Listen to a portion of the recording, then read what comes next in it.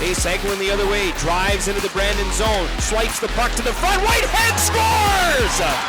What a pass by Chase Eglin and finished by Braxton Whitehead. Braxton Whitehead gets the monkey off his back.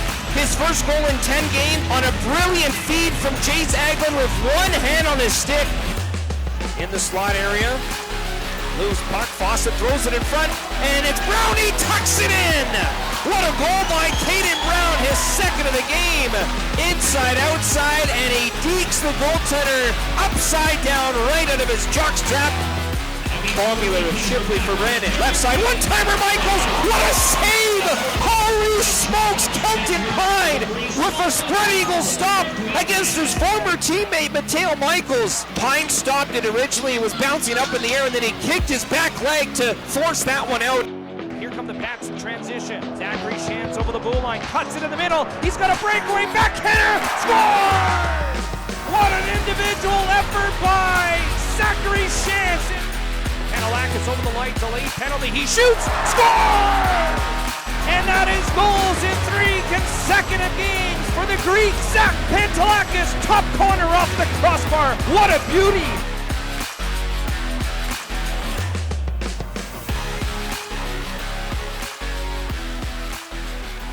Welcome to Patscast, the unofficial Giant Pats podcast.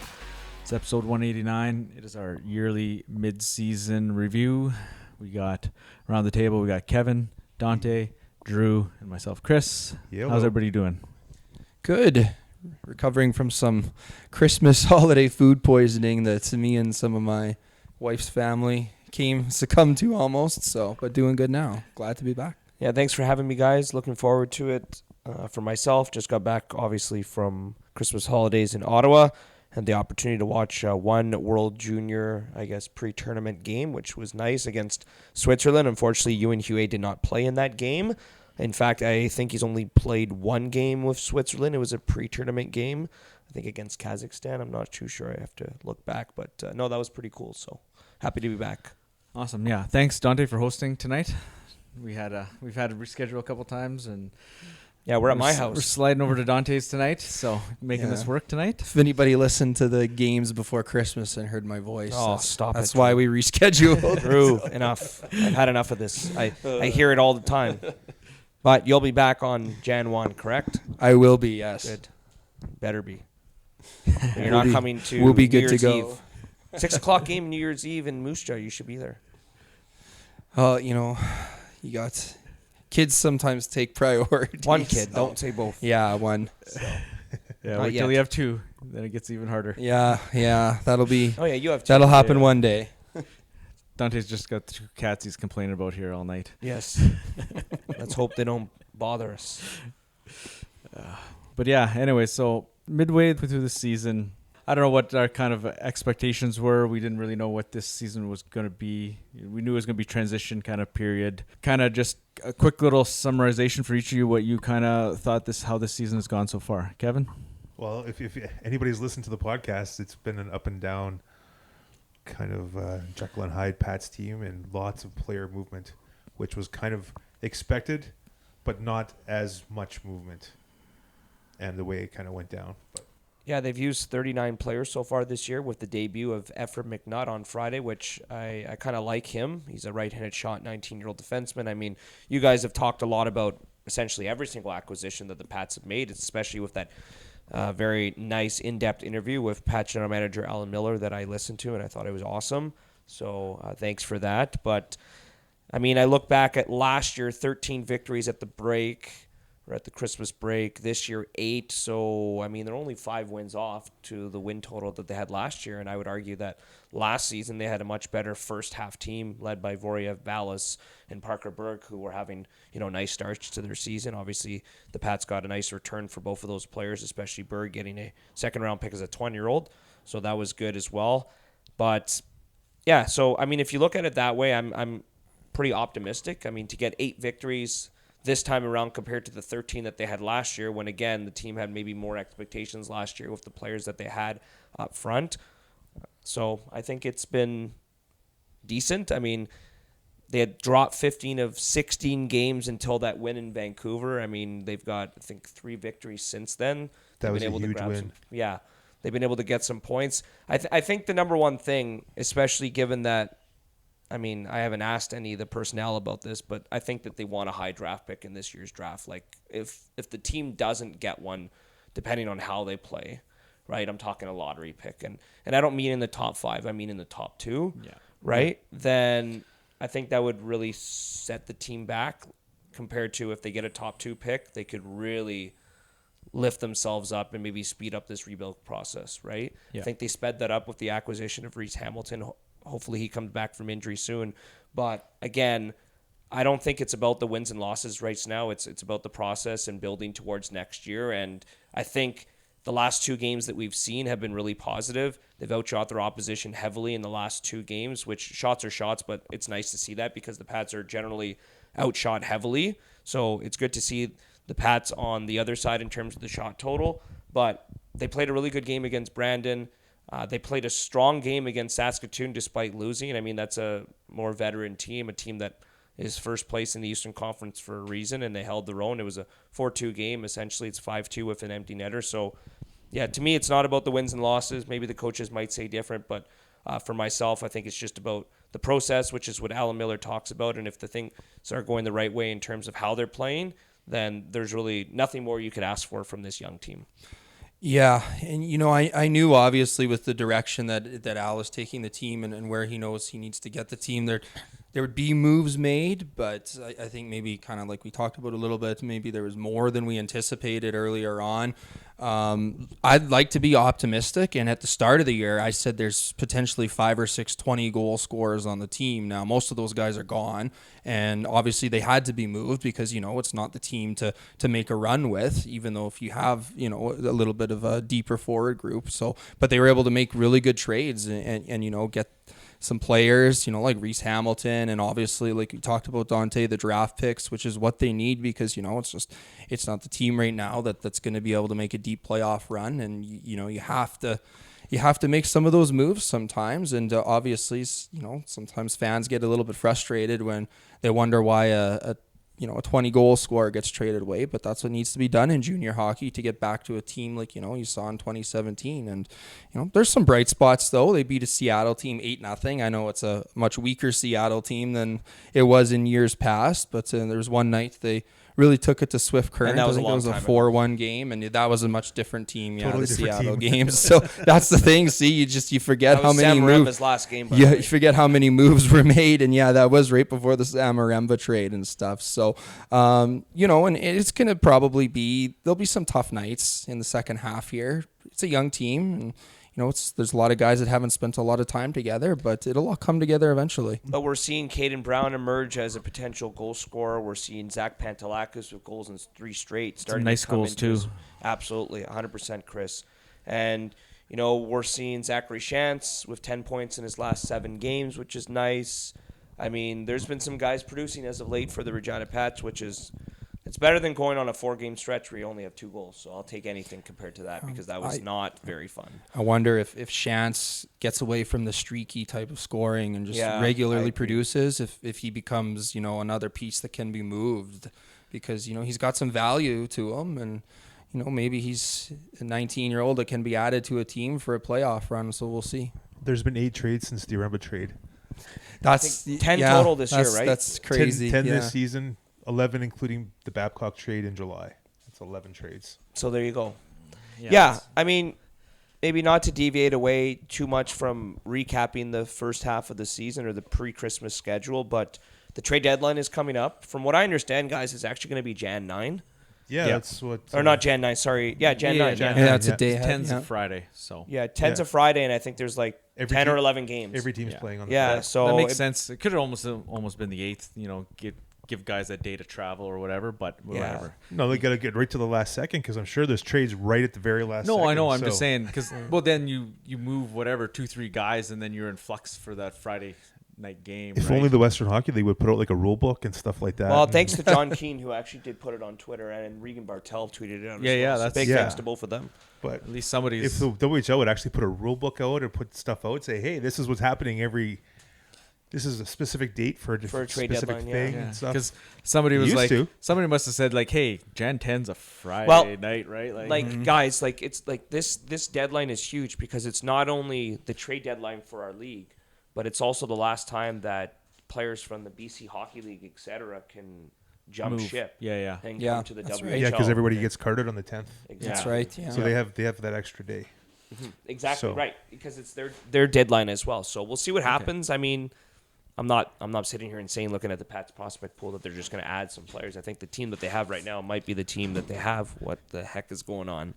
The Cats are jumping all over the place. They're excited about this team. Yes, they are.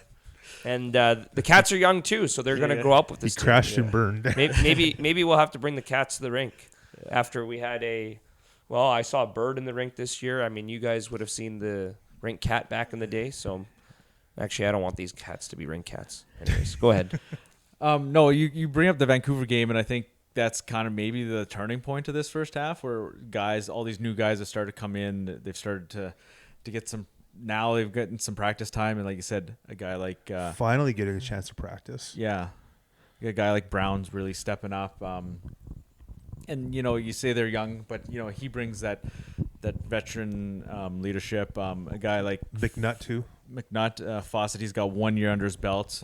He's got some experience. Like, they're not bringing in like young guys, but at least they're bringing in some experience. Like you said, next year They're bringing in young guys, but they're also bringing in older guys to complement the young guys. Yeah, right. So it's kind of a little bit of a mix, which is nice. So that hopefully we won't see too many real poor nights. But like, since that Vancouver game, there hasn't really been a bad game, right? Like, you put up 7 in Brandon coming out of the break.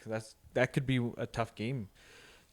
Guys, first game back. They took advantage of a 16-year-old goalie making his first WHL start. No, so. that's for sure. That And they had helps to. them. Yeah, and they They put had up to. 7. They did what they were supposed to do, right? 100%. They did what they needed to do for sure. But I mean, like, they've got 5 out of 6 points last 3 trips to Brandon. So, like, can't argue with that with a team that's supposed to be a little better, right? That's true, actually. I mean, and relatively speaking, Regina has played very well against the Saskatoon Blades so far this year as well. I mean, I think they've picked up 3 of a possible 6 points so far. So that's not bad. I mean, they're 1-1-1 against the Blades. More cat action behind us. Wreaking havoc. Yeah, they're getting the zoomies. They're running around right now. Yeah, that's a good point, Dante. Because I think, especially for the younger guys, you can just get so much confidence when you have success against those tough teams and those first place teams. And nothing is wrong with taking advantage of a 16-year-old goalie or beating a team that's close to you in the standings. But when you if the Pats started Drake Mooney, the other team would have said the same thing, right? Yeah, exactly. But when you can compete with good teams on a regular basis and not just do it one night, but when you do it throughout the season, that's just a ton of confidence for the whole team and especially the younger guys. Yeah, you look at who scored in that Brandon game. You got a Spencer, a Whitehead, guys that should be doing it. Whitehead needs Brown 2 goals. Brown and with 2, right? But Spencer, Whitehead, they're Chichkin? the older guys. They need to get going. Like, Whitehead really needs to get going. Yeah, I talked to him that's briefly surprised, after the last game before the break, and he's like, I wouldn't be too. He was like, yeah, I'm frustrated, but at least I'm still getting chances, right? Like, he had the broken stick on the empty net the night before. Oh, yes, that's right. And then he made that nice face-off win. Yeah. And put it across. I can't remember who it was. He's like, yeah, I'm still generating chances and stuff. So yeah, he's frustrated, but he's like, if I had nothing, I'd be really frustrated, right? So. He seems like one of those guys right now that just needs one to go in for. Yeah, him. he Maybe did. This a Brandon bounce, one, and maybe scored in that's- Brandon. Yeah, Yeah. well, I But know. Chase Eglin deserves a lot of maybe credit. that's the one. That was a nice pass. Very nice pass. Yeah, Want to see that, maybe, Drew? maybe that's the one, and now we see him because remember when he came back from injury last year, like he was a point a game player, so he turned it on all of a sudden. So maybe this is his turning point now, getting that goal in the Brandon game. Yeah. So. But yeah, like we talked about, lots of movement in that. I mean, Al said in that interview, he's like, I didn't expect to make this many moves. He's like, I think he's even not overwhelmed, but like he's like, wow, this is gonna be a bigger job than maybe I thought. But guys, of the young players that have come in, right? Like, it takes time for them to get for sure. acclimated, Oh, etc. absolutely. I mean, who do you guys like so far? Julian Mays. I think anybody that questioned that trade simply because he was drafted lower than Cole Temple can, stop talking about it now, because, he's come in and the way he's played has really impressed a lot of people. So enough is enough with that. That kid deserves a ton of credit. It's obviously easy to score points when you're with a team like Everett, but he came into a lower scoring team with the Pats and continued to score. So, you know what, give him some credit. And you know what, stop talking about that trade because it was a good one. He brings a little different aspect. He's got he's more of a playmaker than he is. Yeah. Why are people mad his about hands? His hands are like because they see that Cole Temple was drafted higher and they just automatically assume that he's better. One thing I will say, I really liked Cole Temple as a kid. I mean, he was awesome to be around. Yeah, I have nothing against Cole Temple, and he was starting to play better before the trade happened, but the move was made, and Julian Mays has really impressed a lot of people. Yeah, he brings a different skill set. And you know what? Maybe Everett needed a player like Cole Temple. They didn't need a guy like Julian Mays playing on their third line because they have guys like him. Yeah. Cole's done all right out there. Like, he scored a few goals, and that's maybe more his thing is scoring goals, and he struggled here. And he's got 9 points in 10 games with Everett. And 4 goals, right? Like 5 goals. 5 goals in 10 games, right? Yeah. So Mays has got like 8 and 10, I think. Yeah. Something like that. And that's good with a low scoring team. He had 2 assists last game. Yeah, like that's almost a point a game with a really low scoring team. So as a younger player, so How about this? what? He wasn't just scoring because he was with a good team. He's scoring because he's a good player. How about this? On Friday in Brandon, Julian Mays was held off the score sheet. Like 14 different players recorded at least a point. Julian Mays was not one of those players. I'm serious. Yeah. Like, how about that? I mean, you gotta give credit to the young guys. By the way, I know some people might look at the box scores and might look at the Pats scoring leaders and see Cohen Clausen at the bottom with 0 goals this season. I like the intangibles that he brings. I think he's maybe not going to be a 30-goal guy, but in time, like, I think he's a really good player. And I do think that first goal is coming. I think he had a really good chance last game as well. I'm trying to remember. Yeah, he did. It'll happen. Yeah, he had a but I like him. I like him, Kuzma, Lancer. Like, those 3 16-year-olds, I think are 16. starting to take a step. yeah, they're 16, right? Got to They've keep all- them playing, keep them together, keep them playing like keep the 'em like together, the why old not? pup line. But this is the The problem sevens right now. line. The Pats have so many players on their roster. Like, this is really tough. Like, it's tough to decide who has to play. Like, for the coaching staff, I mean, they sit there and look at the board, and they have a conundrum, right? Because last 2 games, Connor Bear's a healthy scratch, Anthony Wilson's a healthy scratch, and he's 19. So Braden Smith hasn't played in the last 2 games because, like, Deschamps is good. They're all good. Matt Peranich, like, I don't know. Like, it's not easy right And now. on defense, when Yeah. Hamilton gets back from being There's injured, another guy, right? Then you're even in a bigger problem. yeah, there's a lot of bodies. But the nice thing is going into next season, you can only essentially subtract, like, obviously they've got a lot of 05, so they're going to have to make decisions there. But you're only subtracting 1 player from your decor for next year. So everyone's back. Yeah. That's good, no? Yeah, no, Yeah, for for sure. sure. And we'll see what happens at the deadline if they address that situation in the 05s, right?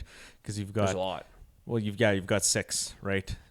3 forwards. What would you be comfortable how comfortable would you be going into next year or into the summer with 5 or 6? It's not good for a rebuild. You need to cut it down a little bit. Continue with the young guys. And there's some 05s that have been playing well enough to maybe get some attention from some GMs around the league. There's obviously teams that are going to want to make runs that have gaps to fill, and maybe, like I said earlier with Shantz, maybe if he keeps scoring, someone's going to want him because he can provide secondary scoring for a good team. Or Kevin, 19's last year there were 6, no? Like, after the deadline, I believe. I think so, yeah. Yeah.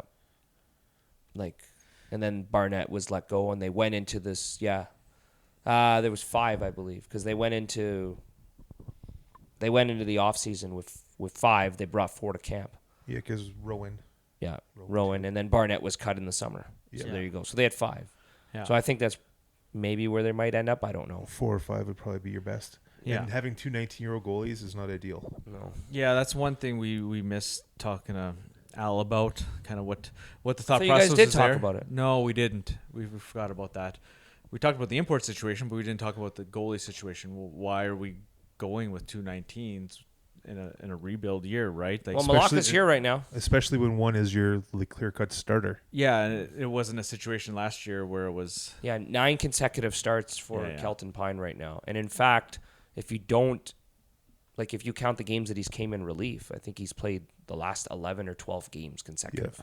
Wow. And he's obviously played himself into that spot. It Yes. wasn't. Yeah. It wasn't just 100%. we got to go with somebody, so let's give. Well, it to but it's Kelton. also It was nice, he like it's played a himself mentality, into it. Drew. Like for him, like he goes into a back-to-back stretch on a weekend and goes like, I know I'm playing both games. Yeah, And it's really good that the Pats schedule hasn't had any 3-3s.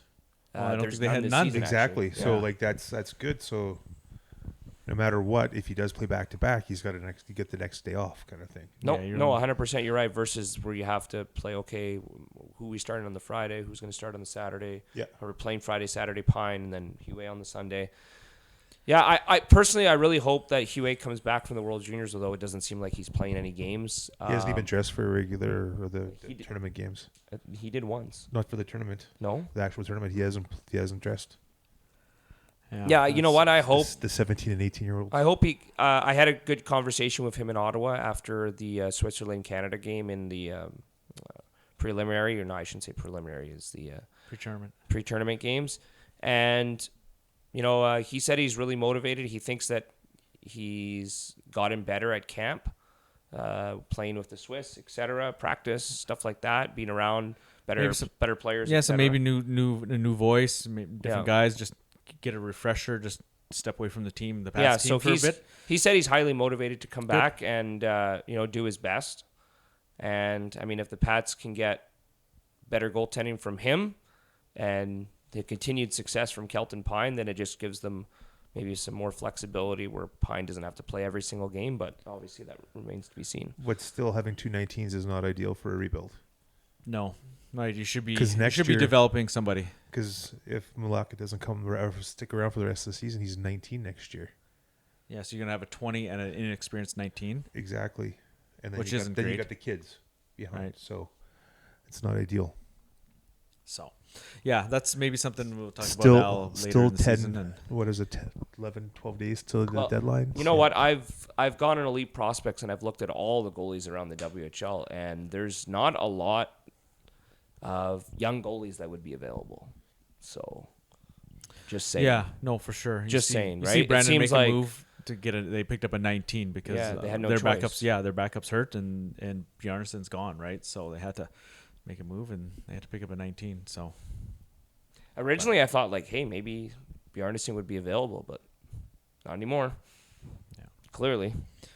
no, yeah. So yeah, there's lots of questions around this team. Like, even you look at the 07 group, like there's so many guys, and that's kind of what we talked about. Like there's so many bodies here. Like, what's going to happen at this deadline? Are they just are they going to move some guys just for some picks, like just to clear a couple of spots? Like, because not that you don't want guys back, but if you bring in other guys back, like there's not enough playing time for everybody. That's a tough situation right there. And it's tough to develop younger guys, like you said, when guys are sitting out 2-3 games in a row, right? But Yeah, that's the thing. I mean, you're racing against the clock because obviously there's an age limit in this league. So, you can't sit guys for years, and so some might think it's a good problem to have, but not necessarily, because you want guys to play, you want them to get experience, because it doesn't help if you're fresh-faced and you're 18 or 19. You want to play some games when you're 16 and 17. So, there's no limit, I don't think, to how many draft picks you can have. So maybe there'll be more coming. And learn how to play like Saskatoon played in the third period last night when they got that 3-2 lead, because they kept things real simple, real conservative, continued to get the puck in deep, continued to forecheck, and then eventually it resulted in an insurance goal where the Pats turned over the puck behind their own net, and boom, it's 4-2 and the game's over, right? Yeah. They played that third period very smart. I mean, give credit to Dan DeSilva and what he's done with that team this year, because I look at their roster, especially without Lewandowski and especially without Tanner Molendyk, and up front, to me, they have a really good first line, an okay second line, and their third and fourth line continue to just do their job, obviously. Yeah. And they work. And they had a ton of APs playing too. Still Yeah. super structured like last year, and they had the little bit of slide there before Christmas where they dropped like 6 in a row. But Yep. I mean, they're not the team they were last year, but they're a team that you you always want to build your own identity, but you can look to that group and say, look at the success that, But that look they who can they have. get their production from. And look what they do. Yeah, they can score up and down the lineup a little bit, and they can get outshot, but they still win because they box you out and they don't give you much, and all your shots come from low danger areas. It's a team to look at and be like, oh, they've had success playing that way. Junior for a hockey few hasn't years now, right? Yeah, and it has been more than just 1 year for sure. Junior hockey hasn't rewrote itself at all, because if you look at Saskatoon, if they don't have the production from Ben Reich, because last year he was a 35-point guy with Victoria.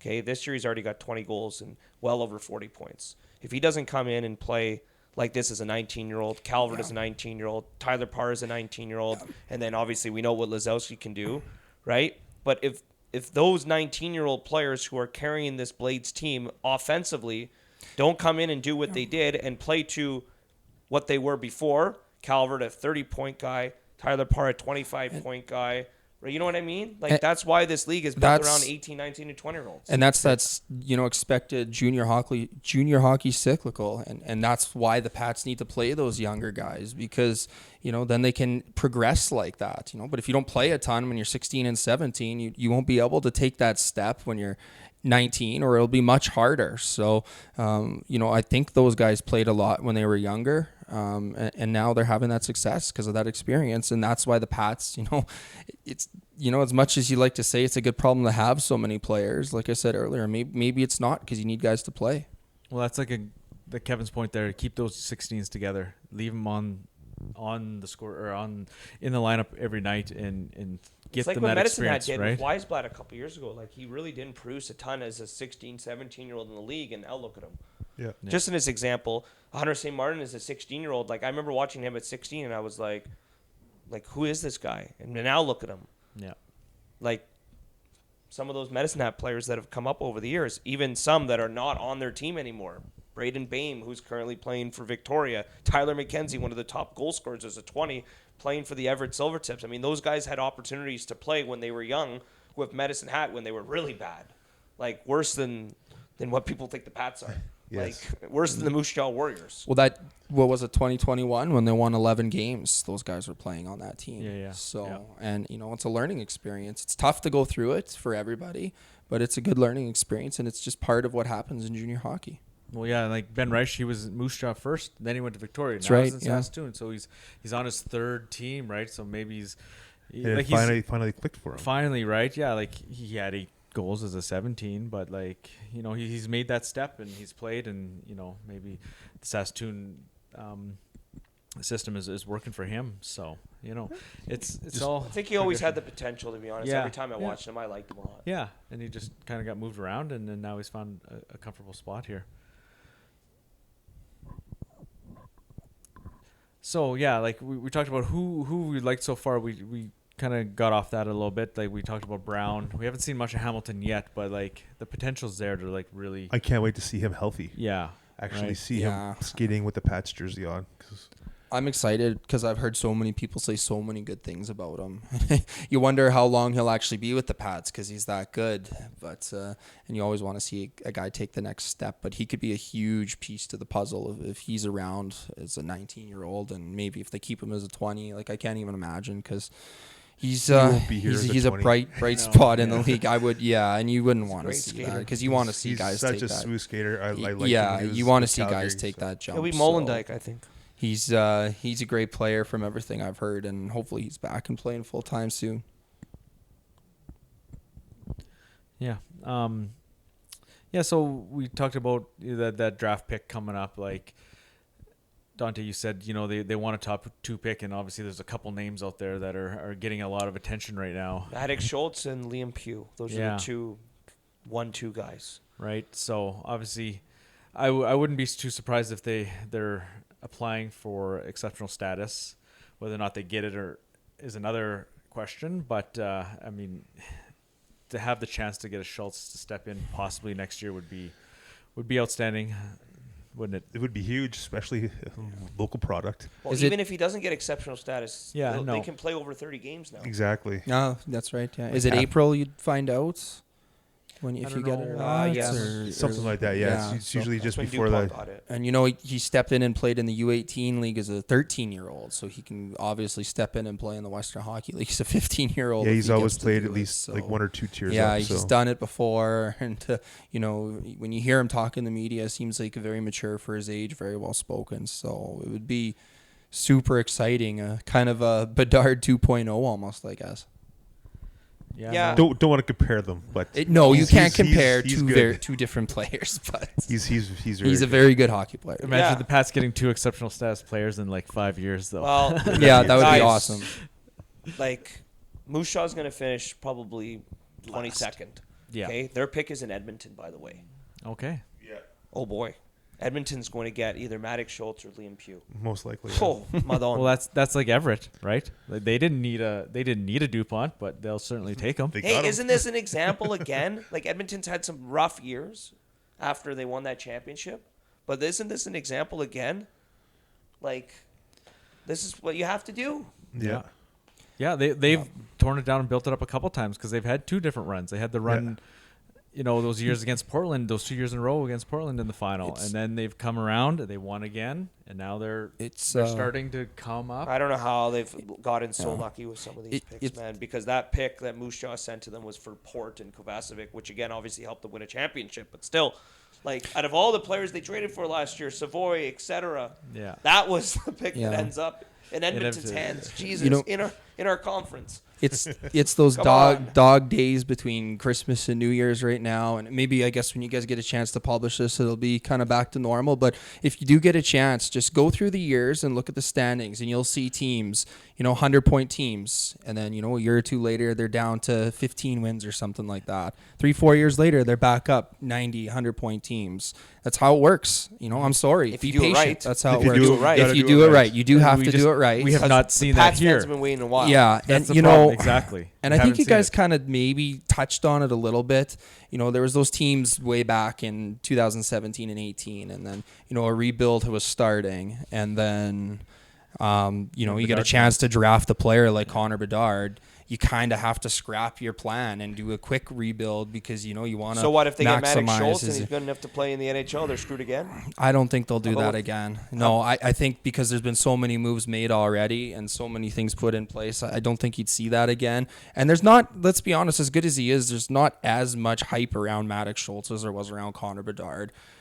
Connor Bedard was put on a pedestal right up there with Connor McDavid and Sidney Crosby, and it remains to be seen if he becomes that yet. But so I don't think that happens again. But I think that's what happened. And just to go back to my point, you said we haven't seen that in Regina, and it was kind of stunted because of that. Because you have to do that when you get a generational talent like that. The biggest conundrum the Pats had when they got Bedard was the COVID year. Yeah, Everything got that shut put a down. wrench into things. Yeah, Like, who knows what Paddock would have done to build around him that season. But they ended up picking up Roddy Ross, and they had the 22-game or 24-game bubble. And then Al goes and takes him 15 games in and steals him, goes to Texas or wherever for that tournament. And they didn't have a chance to do anything there.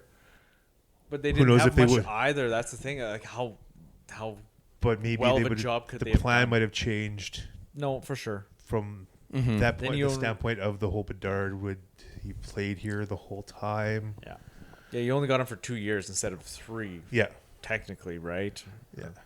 So, but yeah, it's tough. Like we haven't seen the Pats make it back up to near the top again, and it's been a while, right? So, But you can see that the approach is obviously different this time with as many moves that have been made, and the effort that's been put in to specifically get draft picks. It's the approach that other teams have taken in the past, and it's been done in the past by Alan Miller.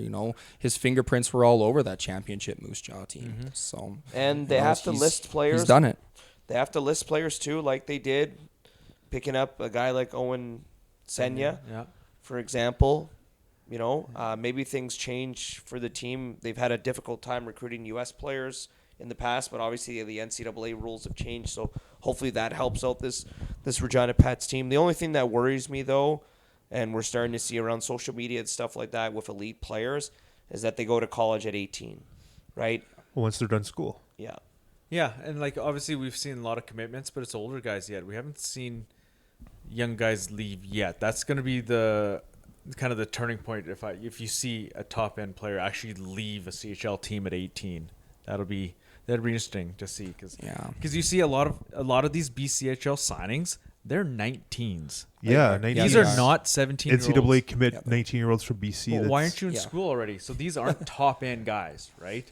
Like the school doesn't want them yet, or whatever the deal is. They want them to stay here to play there till 20, and then come to school. So that was kind of surprising. A lot of these guys were 19s that are coming out of BCHL. Like half of them, basically. Yeah. By the way, kind of cool right now. We're watching the World Junior game in the background at Canada, Germany as we're recording this podcast. Tanner Howe taking a huge face-off in the D zone with the net empty for Team Germany. So really cool to see how he's progressed over the years. And I know a lot of people were surprised. I know most people online that I saw didn't have him on their World Junior roster, and Because he's not a sexy name, right? He doesn't have sexy points. Everybody's No, he like, he just rode Bedard's coach strings. Oh, no way! Goalie just shot it down the ice. Oh, No. But he's a Swiss Army knife, and that's why Yeah. he was out there taking that You like face him? off right there. Yeah, I've always I knew right from the time when he stepped in. You know, he was still a 15-year-old because of his later birthday and was playing full time, and was near a point a game player, but at the same time blocking shots and throwing his weight around. When I saw him in the hub, I knew he was going to be something. And he knows too the type of player that he has to be to make it full time in the NHL, and that's great to see. I think he's kind of talked about it before, where he knows when he plays in the NHL, he's not going to be a 100-point guy. He might be a 50, 60-point guy, but he's playing those important minutes, taking face-offs like he did just now for Team Canada, and killing penalties and stuff like that. And those guys are super invaluable. yeah, a third line guy that can maybe put in 15 goals. Like those are invaluable, right? well, we're finally seeing Sam Steele develop into a nice bottom six player in the NHL with the Dallas Stars. I mean, he obviously has earned himself a pretty nice role on that team. So, I mean, there's nothing wrong, right? There's nothing wrong with making a living in the NHL, making a couple $1 million a year to play on a third, fourth line. Because to me, from what I understand, the difference between pro level and the junior hockey level guys is how at the NHL level, guys understand that I'm being paid to do this job, right?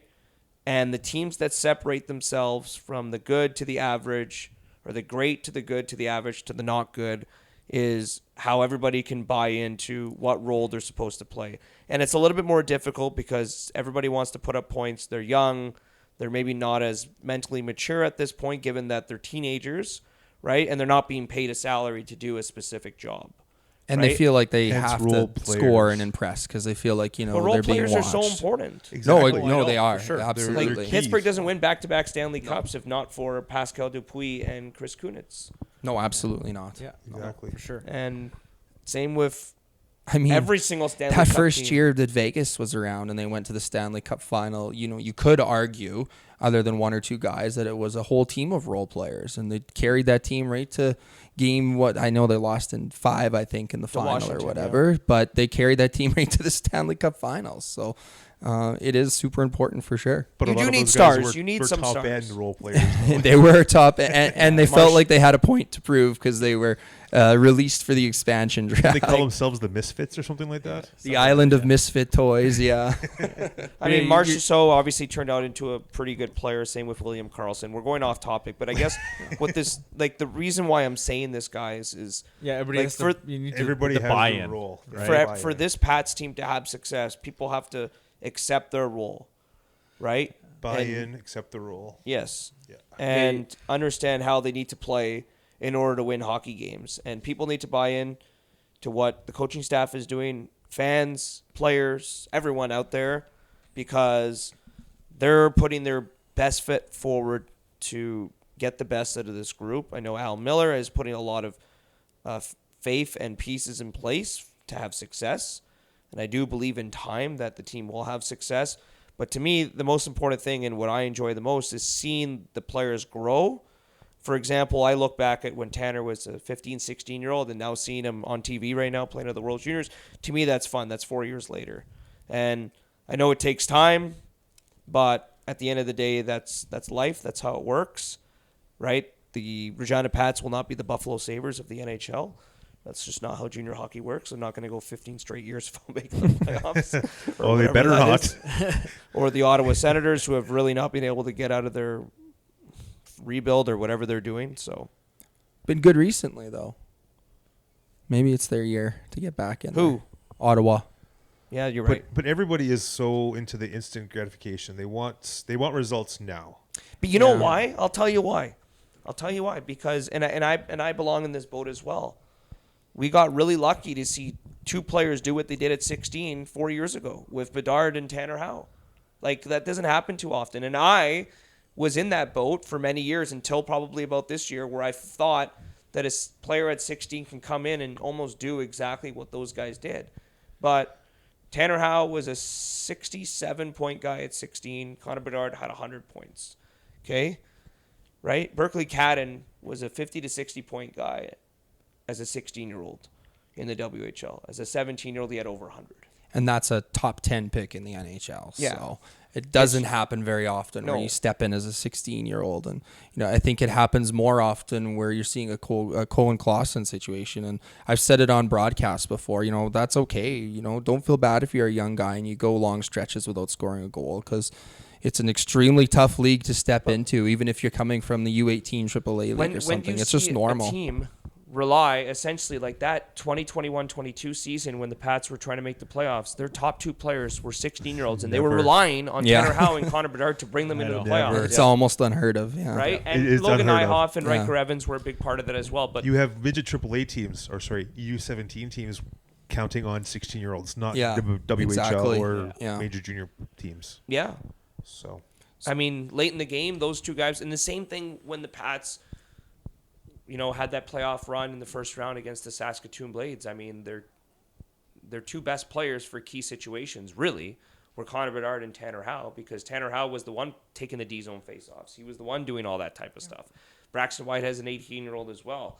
Unfortunately, that team didn't make it out of the first round. That was a great playoff series, one of the best first-round playoff series that I've ever witnessed in my time. But, again, the teams that compete and win championships are the ones that have their 19 and 20-year-olds. I mean, I look at Brandon Lazowski as an example, right? Like, his career in the WHL has continued to just go up and up and up and up in terms of his scoring, right? 72 points as an 18-year-old, 82 points as a 19-year-old, and he's on pace for 95 points this year. Like, that's how it is. That's how it's supposed to be. Yeah. And I think we're going to see that with Julian Mays. Whether he finishes this year with 50 points, I expect him to be a 20-point improvement the year after, right? Like, that's just how it works. You don't just go straight to 90. It's just like us at the beginning of the season with all our thoughts of the players that we figured could have been 20-goal guys, 60-point guys that didn't live up to expectations. No. Some have been moved. Some are maybe catching stride finally. But it's just, if you're not getting better, it doesn't help the team. Yeah.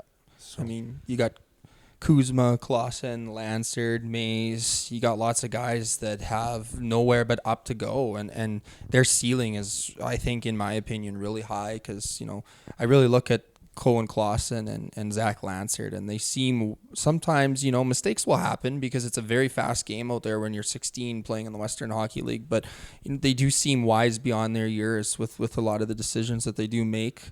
So I feel like, there's more guys than that, but those are some names that come to mind. I think when they're playing at 19, that can just be, really great players, and then you have all of a sudden, and they all have bring a little bit of a different flavor to the ice. So, look out. I think those guys could really bring a lot of excitement to the Brand Center. And you got to continue playing them. Yes. Especially the 16s I think and 17s. they have to play. Play them. And in key situations, too. Exactly. Make mistakes. Okay, so what? Yeah. Next shift. Don't throw them out there in garbage time. Let them start games. Exactly. Put them out there if you're down by a goal or up by a goal. Exactly. Let them play. Let them learn how to play in those situations. Yeah. And not every player is going to pan out either. That's the thing too. No. Right? You got to give them the chance, opportunity, and like Al said, you bring in as many guys as you can and see what happens, because some guys peak, whatever they peak, and that's it. It's so hard to predict what you're going to get when you're drafting a 14-year-old. Well, yeah, right. You know, look at Riker Evans. What was he, Dante? 110 pounds when he was drafted. He was a little scrawny guy. And, you know, look what he turned into, and look at him now. So it's so hard to predict because, you know, some guys develop and some guys are men by the time they're 17, and some guys are still in their 14-year-old body when they're 19. So it's tough to predict. So it's a tough league to draft in. Yeah, no, it's not an easy thing to do, right? Like I don't envy Al at all. No, it's a tough job, but you know he's done it before, and I feel like he's going to do it again. I don't think there was a better person for the job with the opening that the Pats had, right? The cat's going to jump on my head. No, it's facing the other way. That'd be funny. No, he's just sitting there, Drew, looking. But everybody's talking. It's been a 7-year rebuild or whatever. Yeah, okay. COVID screwed everything up, so that messed everything up. Connor Bedard, I loved having him here, but that screwed everything up even more. It's just that happened. But now, Al's been here a season and a half. He hasn't had a chance to even really do everything he wants to do because a lot of stuff, I'm sure, like we've talked about, was kind of forced, and he had to do some stuff. But there's only 6 guys left from the beginning of last season on this team. Yeah. So give him a chance. The guys, like a lot of these pickups have been over time. They're not all at the same time, so they got to give him a chance to practice. How many practices did Hamilton have before he got hurt in Edmonton? 2. Like 2 legit practices. What do you expect from the guy? He's not going to come in and score 20 It's hard to goals. run a power play when you haven't practiced it. Exactly. How Like, do you run a power play? like seriously, guys. Yeah. Come on. Exactly. Peranich drove in from Edmonton now one day. Peranich has 1 practice. And didn't practice at all. I'm And he serious. played great that night when he drove in that same day. And you know, he said he was at home waiting. He to was, get traded, yeah. so he might not have skated for a while. Yeah, right? yeah, He said he was practicing, I think. But I mean, nothing you can't compare to a game But situation. not an and actual practice. No. That Yeah, was just skating. He's skating. That was but just not- a chaotic day for him, and you know I think that speaks to the character of some of the guys that they're bringing in too. They're bringing in character guys too. They're not just looking at the skill. They're you know interviewing these guys. They're looking at the body language that they have, and they're bringing in character guys too, and that's super important. Yeah. You're scaring me, pointing at them. I got to turn around and never turn your back on a cat, right? Why not? Because that's how they hunt, isn't it? Yeah, well, they're a little too small. So I think I'll be okay. They're only 8 pounds, my friend. I'll be okay then. Yeah. So before we wrap it up, any other topic we should go down? Any other thing you want to touch on? With one of the trades, I just want to bring up, Yeah. we haven't really talked about Jace Eglin that much. You like that him? That was kind of one of those trades where the Pats traded, what did they trade? A 6th round or 8th round pick for this high scoring junior midget AAA guy. Yeah. And we didn't know what to expect. Didn't seem like he was going to fit right away, but now all of a sudden, I'm really starting to like But they him. had to play him to see what they had. Yeah. And Yeah, now exactly. he's And I getting more think- comfortable. Exactly. No matter how good you are, you know, you make a jump from the U18 league to the Western Hockey League. It's a significant jump. It's going to take you a lot of time unless you're a player like Connor Bedard. You know, it just takes some time to get used to the speed. You got to make decisions much quicker, and you got to make smarter decisions because there's guys that have been around that are, you know, can predict what you're going to do. So, you know, he scored the teddy bear toss goal too. So that was Exactly. awesome So- to see. And, you know, the numbers that he put up in the U18 league were good enough where you just got to go off of those numbers to think that when he gets used to the speed, They watched him. he can do some damage. And yeah, for sure. So, you know, they know, they feel confident that he can transition that game to the Western Hockey League. And, you know, it might take some time and maybe it's going to happen right away here, but it's a tough league to step into and, you know, he'll do it. Yeah, it'll take some time, but he's with that big group of 07s that can maybe grow together in this next half season and into next year and really kind of maybe start to lead this team as 18-year-olds next year, right? Exactly. All right. Yeah, I think that's all. Yeah. Any other closing thoughts you have? Big around- kudos to the way Kelton Pine played in the first half of the MVP, season. right? MVP by Yeah, miles. I mean, there's 100%.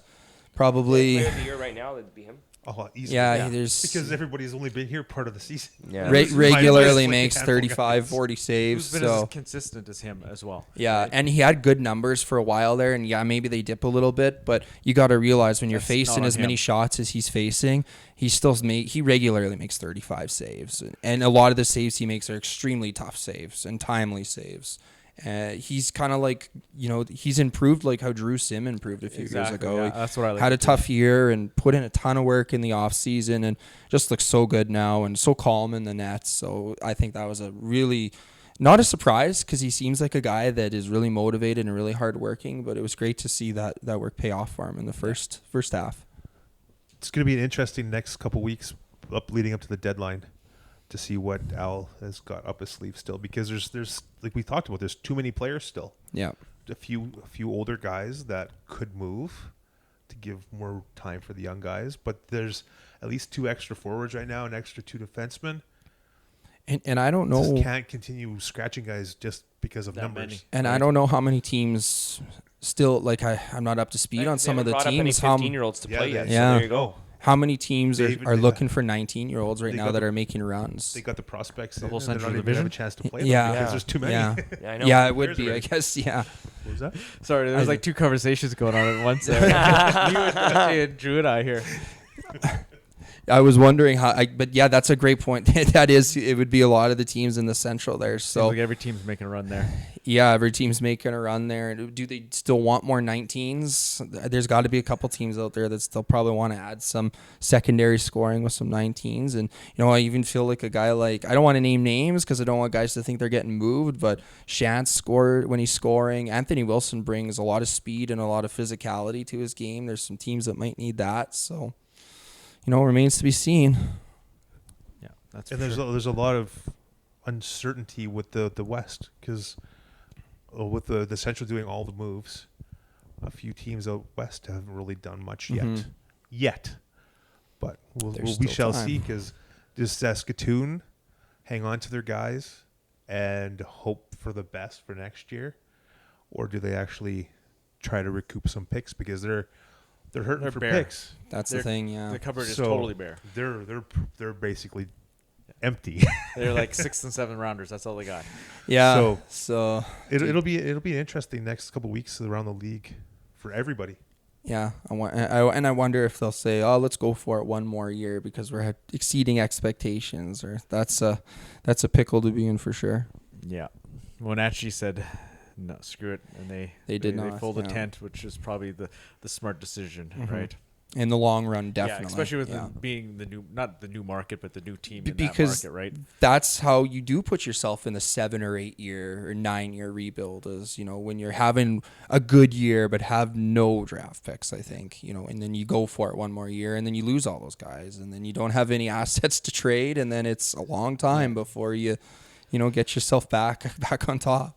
Yeah, and then you can't bring in WHL talent, right? Yeah. You're bringing junior A talent to play WHL level, right? And that doesn't go too well. So, Like a lot of the BCHL guys. yeah. So, all right. Any other? What are your thoughts? expectations for the second Yeah. half? I gotta be conservative and think, maybe they win another 10 games, but they have nights where things gel for them, and they play well against Saskatoon. So, if they could get to 20 wins again, 22 wins again, it's fine. Like Dante said, it's not about the wins as much this year, but I think they can string together probably, another 9 or 10. I want first overall pick. Oh, That's yeah. all I'm I gonna mean, say. it would be insane. I'll leave it So- there. You can finish. I'll third- leave it you there. can finish third last and still listen, get I it. don't want the team to lose. I like being around a team that wins. Yeah. But if I have to just Be honest. if I have to just take the losing on the chin for another however many months and end up with first overall in May, I'll be dancing. Yeah. I just don't want to see what happened last year. The second half of last year, after the deadline, everything just went downhill. Oh yeah. That U.S. road That U.S. trip Yeah. was and murderous. the big trip's over, I guess. So Yeah, But so I think with them bringing in these younger guys, I think it's going to be the opposite. I'm not saying they're going to shoot the lights out here, but at least they're going to come together as a team. The guys, young guys, they want to be here, they want to be playing, and I think they can start playing together and carry this into next season, right? Like, Hopefully it's the opposite of last year. Instead of tanking the exactly. second half, Yeah. at least playing decent hockey, like Drew said. Hopefully they'll maybe win 10. If they look like they've looked Just over play the good last hockey. Make few it, games, make right? it good. Moral victories. You don't want to always say moral victories are a good thing, but in this case, they're a good thing. You know, if you lose a hard-fought 1 or 2 goal game, you know, and you outchance a team, there's nothing wrong with that. That's a good thing. Right At now. least make it good hockey. Like last year, the second half was hard to watch. There Very were some, hard to there watch. were some nights, and it was hard to call some nights too, Yeah. because there just wasn't a lot happening out there. Exactly. And, yeah, It was but- so. so It was so opposite of this year. Like even like at least these last two, the 2 games after the Christmas break, the one in Brandon was good to watch. Saskatoon, the Ninja Turtle jerseys were kind of hard to figure out who some of the players were at times, but they played pretty well against a pretty strong team. So things are looking up, I think. Yeah, I think it's going to be the opposite of last year. And I hope. hopefully these guys that they brought in, like you said, want to take to their role and figure out their role and try to help this team to the next point, right? And the one thing I want to see is, we've talked about it a few times, I want to see those younger guys playing a ton of minutes. Just, you know, and that's obviously up to the coaching staff, but it's just what I'd like to see. And some of you guys want to see it too, I think. Oh yeah. What are you see? Like you said, Wilson scratched 2 nights in a row, right? Like, I mean, obviously you win in Brandon, you don't want to change up too much going into Saskatoon, but you know it's tough to see a 19 being scratched 2 nights in a row. But it is what it is. When you're on a team that's, you know, playing its young guys for the future, maybe it happens. And Yeah. They're you know, still trying to find their identity, I think, because a lot of these guys have barely practiced. yeah. All of a sudden they get acquired, play a couple games, practice once or twice, Christmas break, and then they're back playing already. Like, got to give them a chance. Absolutely, yeah. Let them figure themselves out. Yeah. All right. Anything else? No, I'm all good. Thanks for having me, man. Yeah. Yeah. You know, Merry Christmas, guys. Happy Excited New Year. for Happy New Year. Excited for some more hockey. Still got 35 games left or something like that. Yep. So Yep. it'll be fun. Yeah. No, for sure. And Tough January schedule though, I think, when you look at it. I think there's some decent teams and some pretty good teams that the team faces. So there's a few Central It's- Division teams coming in. it's a You got good- Portland coming in. good test for some young players, and another situation where you should play those guys is against the good teams. Let them show their worth. Yeah. Yep. You can only get better when you play better Mm-hmm. talent, right? For sure. So, but yeah, thanks again for coming. You guys coming on. Thanks for Dante hosting tonight. Thanks to the Cats for giving us some entertainment. And yeah, Canada won, so that's always nice to see. It wasn't the prettiest game, I don't think. It was not pretty. But a win's a win, I guess, right? So, anyways, with that, have a good night, folks. See you at the rink.